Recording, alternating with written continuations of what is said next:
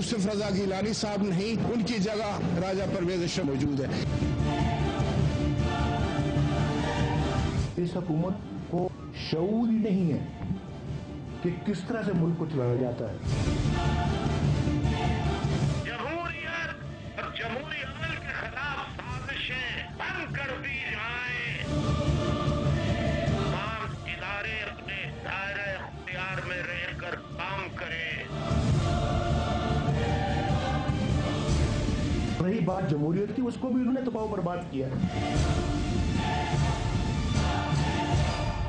बिस्मिल्लाहिर्रहमानिर्रहीम, अस्सलाम वालेकुम। टारगेट पॉइंट के साथ मैं हूं आसमा चौधरी। नाजरीन, शायद तकदीर पाकिस्तान में, हमारी तकदीर में शायद ऐसे ही लोग लिखे हैं जिस तरह के आजकल वज़ीर आज़म हमें नज़र आ रहे हैं। जुमे के रोज़ जब राजा परवेज़ अशरफ मुंतखब हुए, शायद 2 रोज़ पहले उनको भी पता नहीं होगा कि वो इस मुल्क के वज़ीर आज़म बन जाएंगे, और शायद उन्हें भी अभी तक ये यकीन नहीं आ रहा। इसीलिए वो इत्तेहादियों के साथ मिलने मिलाने में, मुबारकबादें वसूल करने में इतने दिन लगा रहे हैं कि शायद वो वफादारी की अहलियत पर तो प्राइम मिनिस्टर बन गए, लेकिन पाकिस्तान के अवाम के साथ जो किए गए वादे हैं वो शायद उनको पूरा होने में अभी अच्छा खासा टाइम लगेगा। यही वजह है कि वो अपने इस कौम का शुक्रिया अदा करने में उन इत्तेहादियों का शुक्रिया अदा करें, जिसे हमने पहले भी बयान किया, जिनकी वजह से आज वो वजीर आजम मुंतखब हुए हैं। अवाम को तो शायद एक तरफ रख दें, उन्होंने शायद उनको वोट देकर जो इत्तेहादी हैं उन्होंने एक नई तारीख रकम की है, और राजा साहब ने भी लगता है कुछ ऐसे ही एक नया स्पीडोमीटर लगा लिया। पहले उनकी रफ्तार 100 थी और इस स्पीड की रफ्तार अब उन्होंने 120 कर दी है।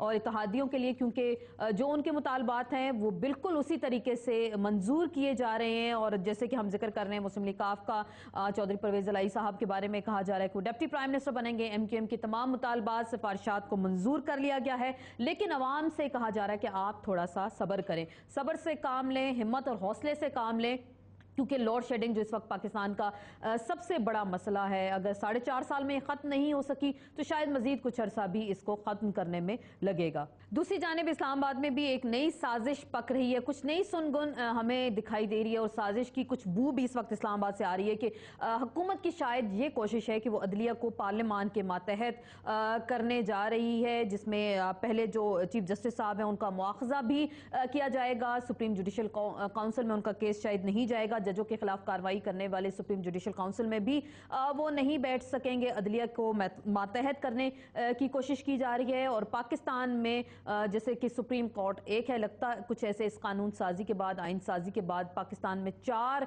इस तरह की सुप्रीम कोर्ट्स बन जाएंगी। लेकिन चीफ साहब ने भी ढके छुपे अल्फाज में कह दिया कि अगर कोई कदम अगर आगे या पीछे हुआ पार्लियामान के हवाले से, तो सुप्रीम कोर्ट ऐसे कवानीन को नजरसानी करने का इख्तियार भी रखती है।